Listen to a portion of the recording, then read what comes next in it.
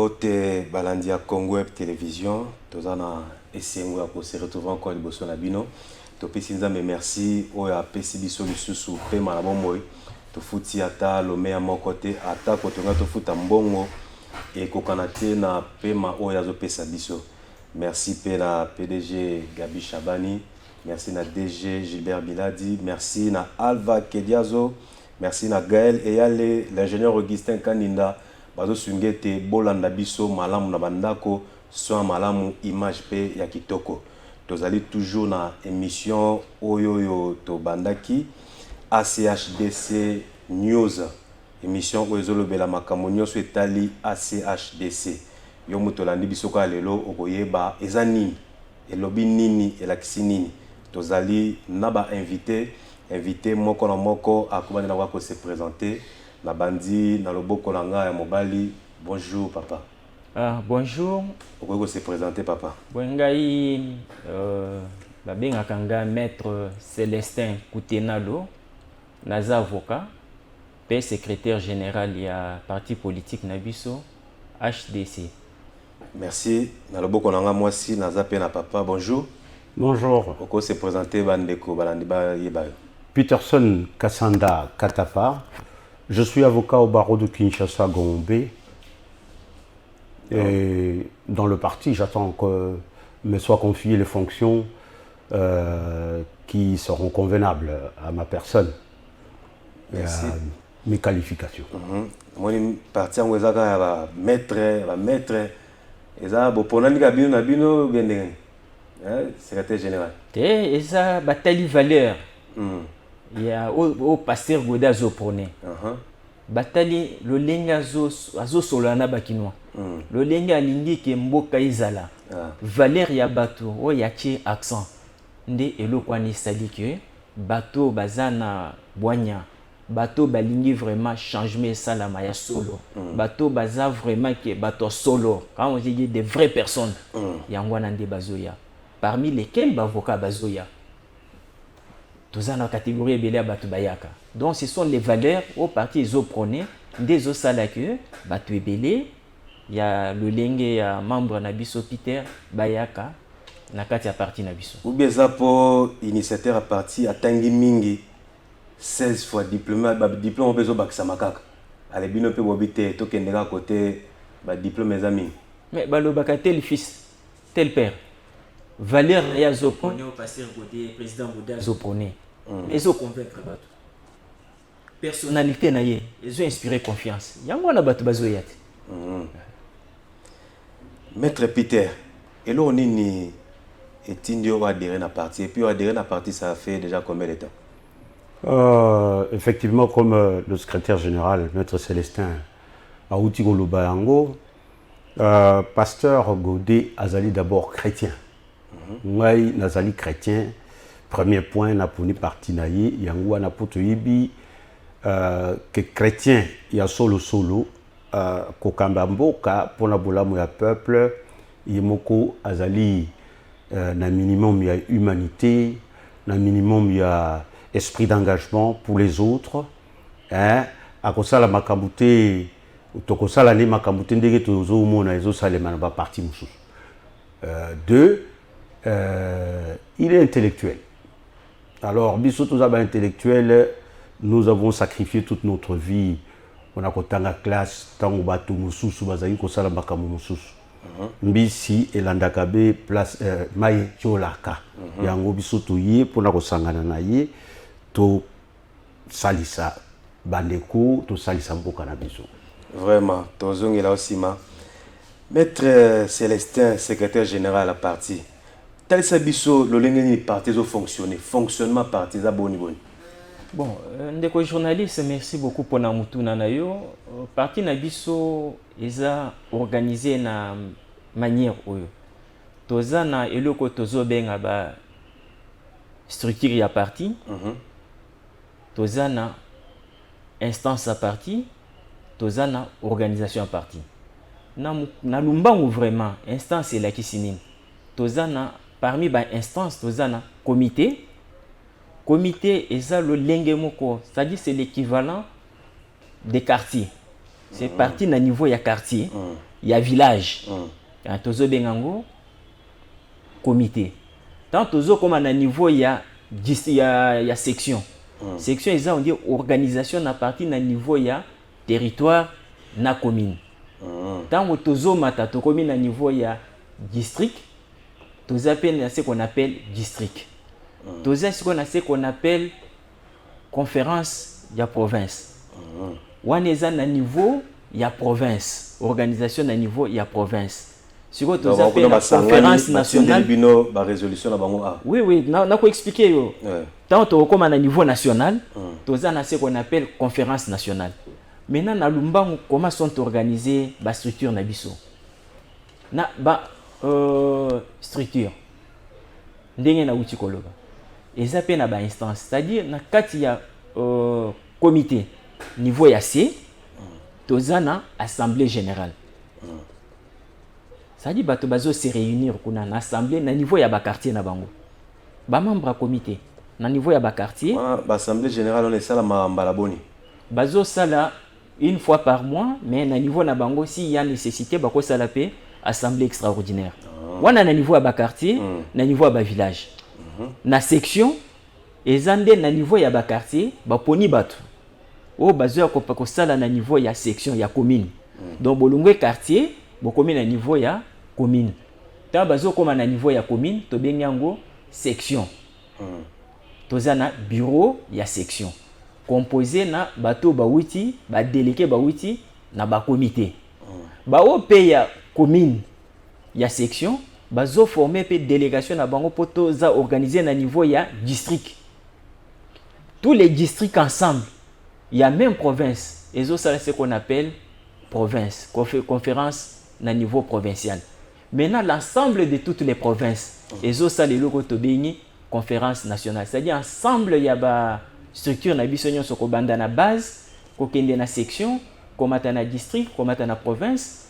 L'ensemble de ces structures on appelle ça tout ça à niveau il y a conférence nationale. Et maintenant na organisation administrative, na kati ya section, na kati ya district ya comité. Bazape na administration na bango. Bazana secrétaire général Nabango, Bazana ministre Nabango, c'est-à-dire nous avons organisé des sortes. Au moins que ça désordre makamwana. C'est gestion à la base. Pourquoi? Déjà na niveau ya base, na niveau ya comité. Mutoye bi déjà que non, nga problème est se poser na comité na biso, et ça problème ya boye boye. Nga naza chargé par exemple à côté là, ndenge nini courant exemple. Ezo pesa ma bien na quartier na biso te. Oza on dit ministre moko secrétaire moko chargé à l'énergie. Donc aux autres ba préoccupation déjà bateau zo vanda na bango. Ozo yeba déjà non awa courant ezo yate, awa ma ezo yate, awa insécurité eza ozo matisango. Omoni tango ezo comme peine à niveau ya section, wana eza on dit na niveau ya commune, ce sont les mêmes problèmes ba responsable na niveau ya commune ba yebi déjà makambo ezo les cas déjà na kati ya ba comité na bango. Tango tozo matana district ba responsable pe ya district bakoye ba directement makambo ezoleka na kati ya ba commune jusqu'à na niveau ya province. Donc omoni bakambi ya ba province déjà na niveau ya parti bayebi déjà makambo euti na base na chaque comité problème ni les bandos se poser comment il faut résoudre ba problème wana directement basé na vision générale ya makambo eza na kati ya base na makambo eza na société avec une mention spéciale que bakoza la déjà ba envisager ba solution moko probable.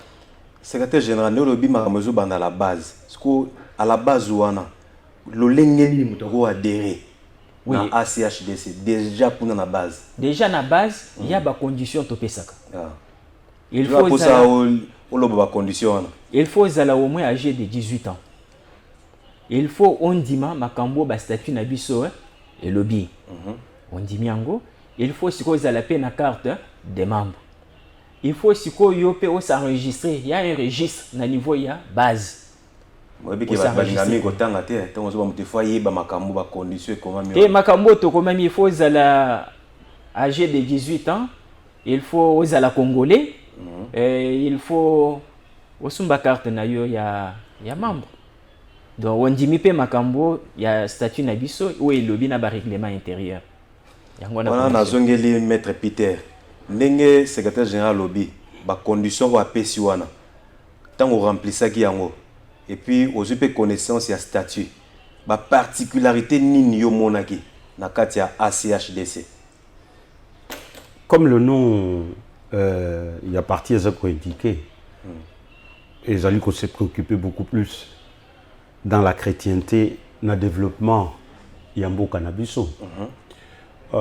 Président Nabiso Bomoni Azali tête moko remplie de matière.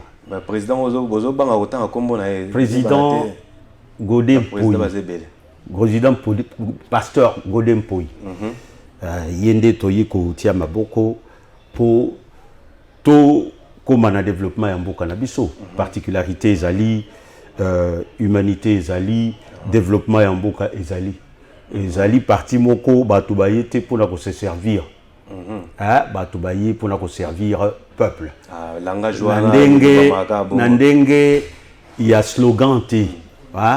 Ne fût-ce que profil naïe. Pe profil na biso ba oy bazota la biso ba yibi biso. Ba yibi ngai ba yibi maître Sélé. Bazo mona bango moko ke awa ezali makambo ya batu bazoluba oyo bazo kanisate bazo luba vérité. Donc servir le pays, servir le peuple dans notre action chrétienne et développer le pays.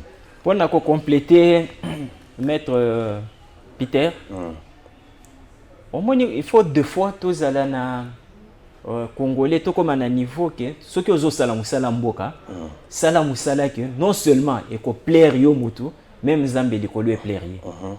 Au moins ils ont payé na fierté que non, même Zambé bisiga vandi ko abi no ya solo au salimoussala sepelisinga. Mais il faut mutoza la na ba valeur. Non seulement les valeurs scientifiques, il faut appeler à la valeur spirituelle, il faut appeler muto cause à l'ozo sambela l'église tout comme cause à l'ozo sambela te mais ozo banga penzambe. Puisqu'il y a aussi des gens comme ça, ba sambela te mais bazo banga zambe, bazape bato valeur, bato alolenga ndengwana. Tozo sangana na bango poto prôner, to soutenir ba valeur eza prôné par président Godem Poy. Bozo mona il se pour moi nazo belela butu mo ya zolo ba benga ga yekuti mikolo antivol ya Congo. Oui, mais tout ça, c'est engagement. Et ça, non, explication, madame, il y a combo. Non, puisque Moutoazo Bunda pona Kanyaki ici la Namboka. Puisque avec Kanyaka Mboka qui est dans le Bosoté. Ceux qui Moutoazo, non, Batu Bazala ne fût que Batu. Est-ce que mon est zo Kanapenza? Mais évidemment, c'est pourquoi on a adhésion, Batu Bazo est belé. Et puis, tout à l'heure, le lien à Batu Bazo, il y a quel genre de personnes qui sont en train d'adhérer? Donc, au mituni ke bavoka bazo ya pourquoi ka bavoka. Ils ont déjà réponse pe na mutuna na yo. Et puis on a remarqué le sous na ma commune na bino bolobi parti na bino za essentiellement chrétien. Donc bino boboy na bino bande comme suba ya te. Non non. Quand on dit essentiellement, c'est-à-dire il faut mutoya na esprit que non oye ko servir. Oye ko sala musala ya communauté. Ce n'est pas oye ko se servir, oye ko sala musala ya communauté. Oui, ou telle souffrance peut-être Zanamboka, qu'est-ce que tu peux apporter? Que non, en craignant vraiment Dieu, en craignant aussi, en respectant les lois du pays, il faut qu'on respecte en gros tout cela. Et que non, Moutoazo banga ne fût qu'un Zambé, Azalame, non seulement chrétien baza, mais il y a aussi d'autres Batubazo banga Penzambé baza, même les gens d'autres confessions bazoya. Peut-être Moutoako Zalaye na makambo mabe, oui, akoya, enseignement topé saka. Na ba matinée politique toko sosiseye toko pese ba valer toko longele na bizaleli ya mabe ce qu'il avait na mutu ya mabe to rendre ye que non voilà okozala mutu a mutu ya mutu a malonga oko procéder de telle ou telle autre façon dans la société. Voilà, nous avons besoin de tel type ou de telle sorte de la personne. Na que le bi enseignement bo pesaka mutu yo amoni ke à se sentir intéressé siège na bino nan ezawapi et peut passer un peu programme ya malaki soane za aboni. Non, tozalaka na Bandal, na Kimbondo, na numéro 523, na avenue Kimbondo, na presque avant au Kende, yebani quelque part là. Ce que yeka okomona na bati na Kimbondo na 523, okomona bati bakomi hein, on a écrit HDC, ozoya na numéro 353 si je ne me trompe pas. Tellement que c'est 353, il y a avenue Kimbondo. Avant comme à côté, il y a Maman Colonel, parti Ezawan. Chaque jeudi, toza na matinée politique. Na matinée politique, kuna nde tozo pesa enseignement. Tozo lobela makambo à parti, tozo pesa pe idéologie à parti, tozo pesa biso comment quand on est membre, c'est qu'on doit faire, comment servir la nation, comment tant aux militants, il y a HDC, comment on se comporter envers ba collègues ba co-militants na yo, peut-être avec ba membres ba parti mususu, même dans la société, même dans la vie privée. Comment il faut se comporter. Donc ba maté ezebele, eza ba formation ezopesama, il faut qu'on former pe batu, tozo former pe batu pour tozala na ba cadre demain ya mutuya. Merci secrétaire général maître Célestin. Amoni to se référer en régie pour bâtir la biso élément ya o salamaki moko ba jeudi au bozala kuna na partie comme ça to zonga.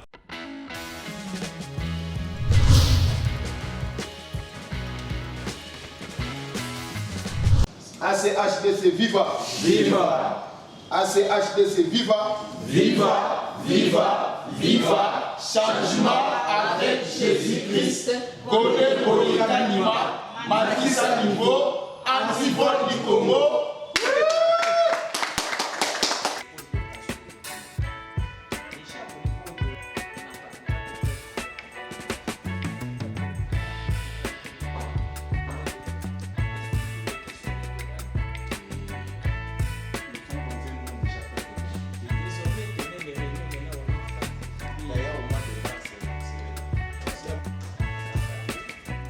Aujourd'hui, nous avons organisé une activité politique avec c'était une façon de secrétariat de présenter l'économie générale du festival. Vous avez cité quelques membres qui sont arrivés, nous avons parlé, nous avons discuté des questions de l'air, mais aussi des questions concernant Nous avons été convoqués aujourd'hui par le secrétariat général du parti à une réunion de prise de contact. Nous avons pris connaissance des membres de plusieurs sections et fédérations qui se sont présentés pour la première fois. Et nous sommes convenus d'abord d'adhérer tous au forum du parti afin qu'entre nous, la communication puisse être effective. Et au terme de cette communication-là, nous allons garder la chaleur entre membres pour pouvoir, selon les statuts du parti, fonctionner et élargir notre champ d'activité, rendre le parti visible à travers le pays, à travers la vie de tous. C'est ainsi que dans cette ville-là, il est prévu chaque jeudi, au même endroit, une réunion politique, une matinée politique qui sera tenue par les CG, à laquelle nous demandons tous les membres, tous les sympathisants du parti de venir participer. Leader naturel ya Kambaye, Merlin Panzo, Seigneur Nabino, Oya Totia Maboko na parti anti-vol ya Congo, Oya Zali présidé ya pas ya pasteur Godé. Nous avons parlé sur les structures, l'organigramme et parlé aussi de la sortie officielle de notre parti et puis voir comment nous allons arriver au jour J, c'est-à-dire aux élections. ACHDC viva! Viva! Viva! Viva! Changement avec Jésus-Christ.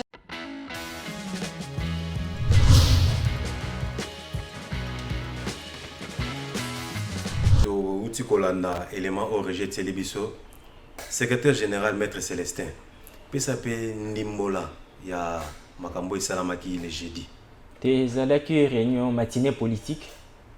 On a ba militant na biso, ba cadre na biso, to sanganaki, to sololi masolo e bandaki kota la parti na biso, na ndenge na uti koloba wa, koye bande nini philosophie ya parti na biso, valeur nini tozo prôner na kati ya parti na biso.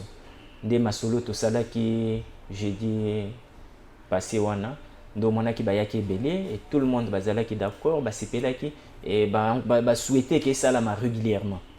Donc, exact, juste réunion, une matinée politique. Auto ça chaque jeudi d'ailleurs, na siège na parti na biso. Mais na tangi esika moko na makomi na bino a parti, bozolo belo ko moko. Bobi il est institué à l'ACHDC une seule et unique catégorie de militants.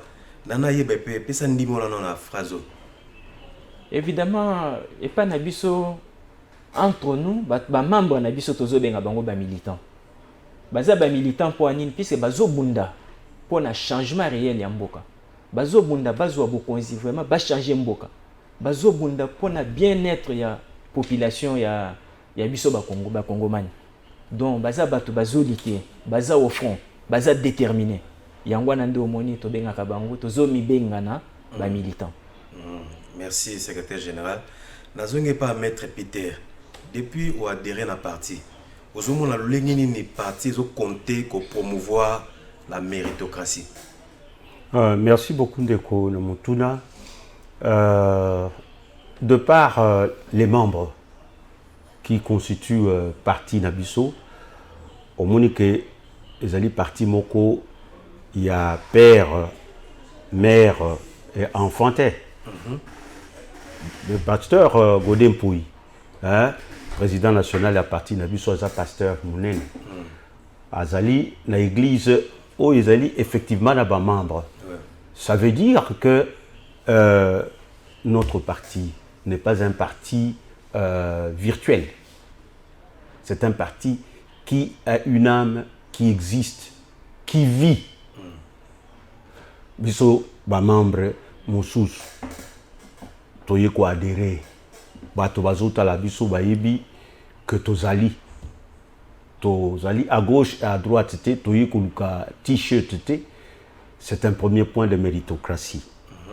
Deuxième point oyo parti ko prôner méritocratie komona kenakati ya parti ya président Godin Pouy ezali ils a constitué principalement essentiellement na ba membre oyo bazali réellement na mutu lokola président na bango et population soko ezota la paix le bate oyo wana avocat ya solo solo oyo wana sociologue ya solo solo oyo boyi chrétien ya solo solo.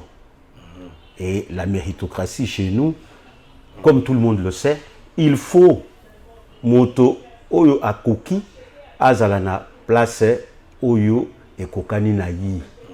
Ezaya makabute ozui par exemple moto abetaka musique ok kotia yi pour expliquer kamakambo ya philosophie ou bien ya économie. Et pas na biso moto na moto azana esika na yi et puis ba mérite na yi ezali prouver à commencer par le président Nabus. Merci maître Peter. N'a pas maître Dominique, mécanisme nini ou est mis en place pour bannir le clientélisme politique? Comment bannir clientélisme? C'est comme quand nous parlons clientélisme, c'est l'inverse même, il y a méritocratie. Clientélisme. Chez nous, pour y être, il faut mériter.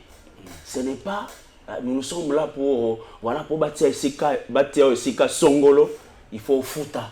Non. Si vous ne méritez pas, vous ne méritez pas. Ici, c'est la méritocratie. C'est comme l'honoré confrère Aoutioloba. Chez nous, toujours à la Moutou. Moutou, c'est le président Godé. C'est un scientifique hors de commun, avec autant de diplômes, 15 diplômes. Et puis, toute la ville connaît la personne. Mérite chez lui. C'est pourquoi vous verrez même dans les fondamentaux, il y a parti Nabis. Pas de question à népotisme, clientélisme, ainsi de suite. Nous bannissons tout ça. Ici, c'est la méritocratie. Vous avez mérité la pension et bonga. Vous avez mérité la pension. C'est comme ça que nous venons avec Navam Moussoussou, ou PPO et Asika. Comment nous allons, Kokamba Mboka, dans l'institution, ainsi de suite. Et puis, je crois que vous allez nous donner raison. Au Bazako vivre, on peut s'habituer raison la 2023. Nous serons dans les institutions, au Kamba, dans le Parlement, dans le poste ministériel. Et là, nous allons mettre le clientélisme et on est aux anacatités. Ou soit vous méritez, ou soit vous ne méritez pas. Voilà, c'est ça. Merci, maître Dominique. Nazonge pas secrétaire général. à telle service, la technologie peut évoluer déjà. Dans la musique, il faut que ça pour adhérer. To adhérer peu de loin. Tu as un système où adhérer peu de loin. Tu as un site nabiso. Tu as un www.acdccongo.net. Donc, il y a adresse et siège. Adresse nabiso est en avenue Kimbondo, numéro 353, na commune à Bandalungwa. C'est plus facile. Il y a Koya, Batubaza wana bakoyamba oyo sokoya et puis bakozala na biso elongo. Par rapport à eloko maître Dominique et maître Peter Balobi, le nini militant a beaucoup accéder à un poste à responsabilité na kati ya parti na. Eza na tozotala mutu tango koya, koya na tozotala bato bapesa pe ba CV. Toyebi batute ba critères eza tokotala aza na niveau d'études nini aza ndenge nini poste nini par rapport à biloko ya tangela mon niveau d'études des obeta masete makasi. Oui mais puisque tolingi Congo kotonga ngona bato quand même au niveau batanga quand même. C'est pourquoi moi ni même le président Félix a tiré gratuité enseignement. C'est pas pour rien puisque tango kotanga te likolo kuna et bloqué. Donc moi ni yango nande pa na bisote tozota la poste olingo ozwa par rapport ya niveau na ba étude na yo sali par rapport ya ba valeur na yo par rapport ya moralité na yo par rapport ya éthique na yo total éthique tokozo mutu soki éthique na ye za malamu te ou moralité za malamu te okozala na ba diplôme mais ba diplôme sans éthique sans moralité bon za mutu ambeni bon ya ba critères nyonso na tozota ya moralité tozotala ya éthique et puis totala façon moto azapé na société. Donc tous ces critères on est réunis. S'il y a un poste, bon, te confier puisque c'est une valeur que nous cherchons. Vraiment merci secrétaire général TV Zangonga. Ngonga ko ba pesa biso esili koleka. Mais na ko pesa moi lo basuka na moko pour que te bana ko chuter complètement. Na bandi na maître Peter li basuka ni nozana ngopona émission lelo. Le basuka nazana ngo ezali ke ba ndeko bazulanda biso bayeba ke parti na biso ya président Godé Mpoi ezali parti où ezali ko se ranger na dynamique ya président de la République Félix Antoine Tshisekedi Tshilombo. Tomoni depuis azwa pouvoir azana posa ya baninga o bazako tchaye maboko en toute sincérité, en toute honnêteté, avec un engagement sans commune mesure. Il y a un autre lié pour Kosungaye avec notre président national, le président pasteur Godé Mpoi. Maître Dominique. Nakoloba bandeko parti nabino yango ya maboko pembe. Donc eza parti ya sika o eza na dose oyo toti koloba. Il y a anti-corruption, parti vraiment chrétien. Je crois que entre Bissonde et Tokutani, les avocats qui sont là, je connais chacun. Toebani, tozana moralité moko na babaro na biso, o batunyo so baebi. Voilà, ya ngotoye na ngona kati na parti na biso, boya na lombango bo adhérer. Je crois que la sortie officielle c'est pour bientôt. Tozo Zelabino, comme le CG a dit, il a donné son adresse, et disons l'adresse, il y a siège na biso à Bandal. Venez nombreux tozo zelabino yoka comme tozo zanga pour tout ça la sortie officielle. Ceux qui sont le secrétaire général maître Célestin. Ndeko merci beaucoup mais to sengi na ba kongomani. Baya ko s'adhérer na parti na bango. O yeza likambo na bango. O nyonso intellectuel alinga servir mboka aya. Place na yeza. Toboyo mwana boy ndeko boy te yaka. Oza capable ya ko servir mboka na yo. Occasion yango président national Godé Mpoi apesi na ba congolais. Apesi ayi baya to sangana elongo to bongisa mboka to tonga mboka. Donc toza ouvert, tozo senga ba adhésion à tous les niveaux soit ceux qui ont un siège, peut-être prochainement to kopesa ba adresse ya ba section na biso na ba comité, ba o baza misika ba kindata na niveau ya ba comité na bango, basa la ba adhésion na bango. Donc eza parti ya bango, c'est leur affaire. Auto sali ezamu pepe moko yeke non mbongo na il faut échanger puisque président de la République o bakino babengaka affectueusement Fachi Beton alingi boye bato basanga na bato valeur bomoni yemo kwa zosani alobaka nini il faut azala serviteur. Président, il y a un serviteur. Moussa Liliabato. C'est ça. Merci, Maître Peter. Télévision Langonga pour la Lelo Tosuki Awa, Bobanda Kolanda, émission au chaque mercredi à partir à 21h et la rediffusion chaque jeudi à partir à 12h. Bye bye, à la prochaine.